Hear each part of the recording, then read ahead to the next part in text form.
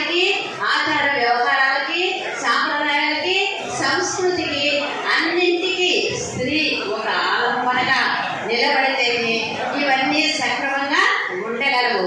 అవన్నీ మనకి తెలుసు, కానీ అన్ని బాధ్యతల్ని మొయ్యగలము. చాలా శక్తి, అష్టావధానాలు, శతవధానాలు మొత్తము చేయగల శక్తి మనకుంది. కానీ మనం అడుగు ముందుకు వేయాలంటే భయం మనల్ని వెనక్కి లాగుతూ ఉంటుంది. అలా లేదు అని ఆంజనేయ స్వామికి ఎంత శక్తి ఉన్నప్పటికీ నువ్వు సముద్రాన్ని దూకగలవు అని వెనక ఇంకొకరు నీవు చెయ్యగలవు, నీకు నేను ధైర్యం ఇస్తున్నాను, నీ వెనక నేను ఉన్నాను అని ఏ ఫ్యామిలీ అయితే సపోర్ట్ చేయగలుగుతుందో ఆ స్త్రీ అన్ని బాధ్యతల్ని సక్రమంగా నిర్వర్తించగలదు. అది డ్యూటీ అయినా, యూనియన్ అయినా, ఏ పాత్రనైనా సఫలీకృతం చేయగలదని, సమాజానికి ఒక మంచి సంకేతాన్ని ఇవ్వగలదని, ప్రతి కార్యక్రమంలో మనకి ఉండే అవకాశాలను ఎలా ఉపయోగించుకుంటున్నాం అందరికీ ధన్యవాదాలు తెలియజేసుకుంటూ సెలవు తీసుకుంటాం. ధన్యవాదాలు మేడం గారు.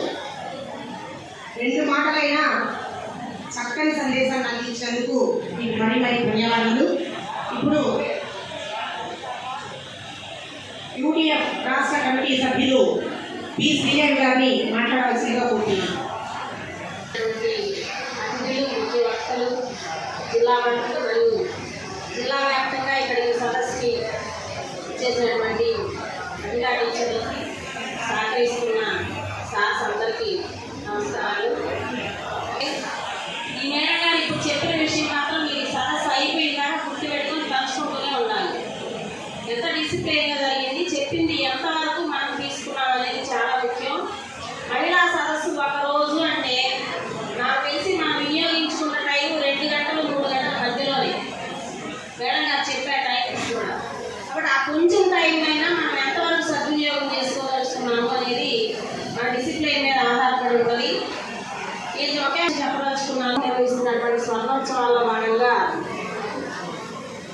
మన సంఘం ఏం చేసింది, మనకి ఇన్ని సంవత్సరాలు, ఈ 50 సంవత్సరాల్లో సంఘం ద్వారా మనం పొందిన లాభం ఏంటి, ఈ విషయాలన్నీ కింది స్థాయి దాకా ఇప్పుడు కొత్తగా సర్వీస్లోకి వచ్చిన వాళ్ళ దాకా మరింత ప్రభావవంతంగా తెలియజేయడానికి ఇటువంటి సదస్సులు ఎక్కువగా మోటివేట్ అయ్యేదానికి అవకాశం ఉంది. అటువంటి వాటిని కూడా ఈ సదస్సులకు తీసుకురావాల్సిన బాధ్యత, పాల్గొనేటట్టు చేయాల్సిన బాధ్యత కూడా మన నాయకత్వం మీద ఉంటుందని భావిస్తున్నాను.